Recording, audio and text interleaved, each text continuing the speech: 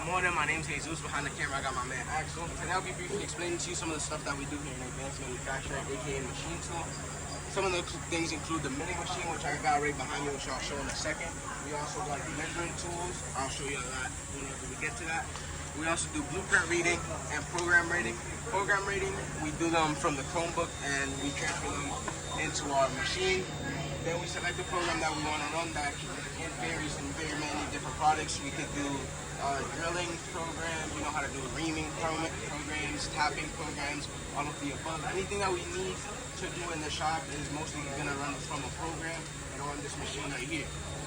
What we use to get our parts is our scales, our dial caliper, our micrometer, and our markers. This shop really has a lot of, not like difficult math, we do a lot of decimal work.